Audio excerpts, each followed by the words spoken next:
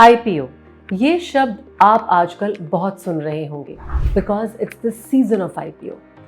अब अगर आईपीओ को लेकर आप कंफ्यूज्ड हैं तो ये एपिसोड स्पेशली बनाया गया है आपके लिए। आईपीओ क्या होते हैं, क्यों होते हैं, कौन से अलग अलग टाइप्स के आईपीओ होते हैं और कैसे आप अपनी रिसर्च करके इन आईपीओ में इन्वेस्ट कर सकते हैं, ये सब जानेंगे हम आज के इन्वेस्ट3 के एपिसोड में। नमस्ते, मैं हूं गीतर्श और आप देख रहे हैं इन्वेस्ट3। पर हम आगे बढ़े उससे पहले मेक श्योर आपने हमारे चैनल को सब्सक्राइब किया है और बेल आइकन पर क्लिक किया है so that you never miss an update from us.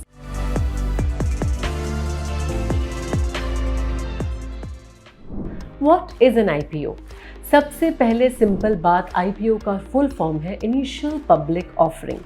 ये होता है जब कोई कंपनी पहली बार पब्लिक को अपने शेयर्स बेचती है। आईपीओ को सिंपल एग्जांपल लेकर समझने की कोशिश करते हैं।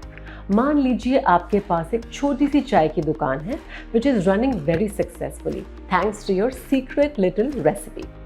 अब आप चाहते हैं कि आपकी दुकान बड़ी हो लेकिन आपके पास उतने पैसे नहीं हैं, तो आप क्या करेंगे? आप लोगों से पैसा मांगेंगे और उन्हें अपनी दुकान का, बिजनेस का प्रोपोर्शनेट हिस्सा देंगे।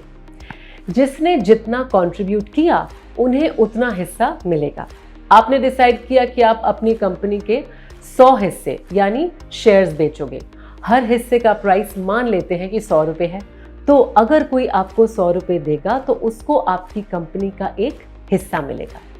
अब जिन लोगों ने आपकी दुकान के ब्रांड में इन्वेस्ट किया है उनका फायदा ये है कि अगर आपकी नई दुकान अच्छी चली तो उनके हिस्से के प्राइस बढ़ जाएंगे। मान लो 100 रुपये का हिस्सा 150 रुपये हो गया तो उनका इन्वेस्टमेंट प्रॉफिटेबल हो गया।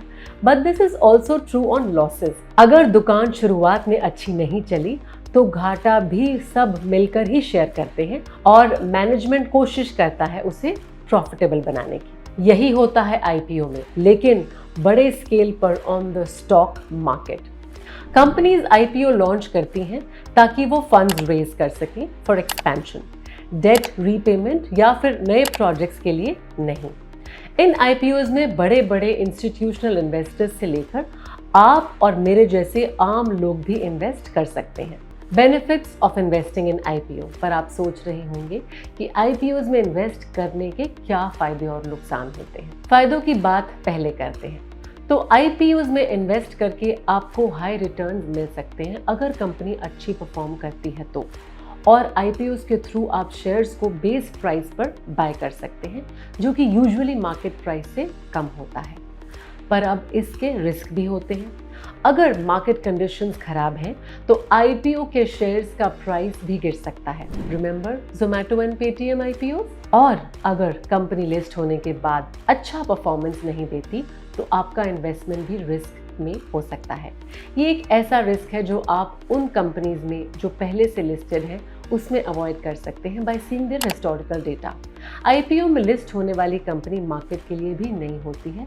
There is no history to their performance, इसलिए रिस्क असेसमेंट करना थोड़ा मुश्किल होता है। But overall IPOs definitely have more upside to them अगर आपने अपनी रिसर्च अच्छे से की है तो। How to invest in an IPO?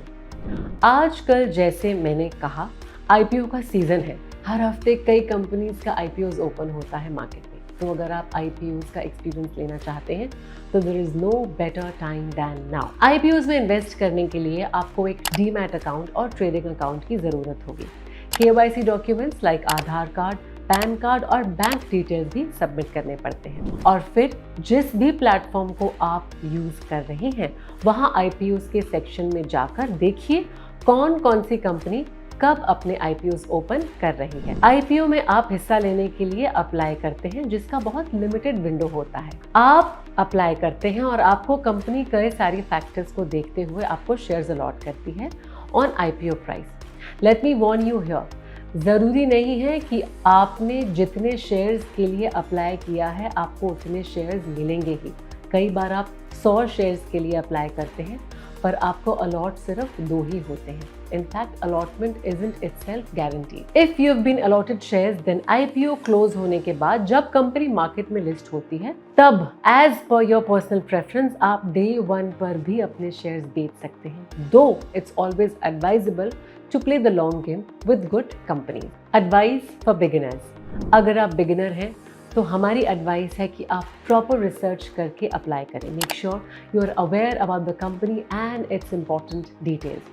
And secondly, अपने रिस्क को कम करने के लिए अलग अलग सेक्टर्स में इन्वेस्ट करें. एज आई से इन एवरी अदर एपिसोड, सारे पैसे एक ही जगह ना लगाएं, डाइवर्सिफाई. आई होप आपको हमारा आज का ये वीडियो हेल्पफुल लगा हो. If you have any questions और any experiences to share related to IPOs, please हमारे कमेंट बॉक्स में उसको शेयर करें. I will see you in the next episode of Invest3. Till then, take care and keep investing. Investments in the security markets are subject to market risk. Read all the documents carefully before investing.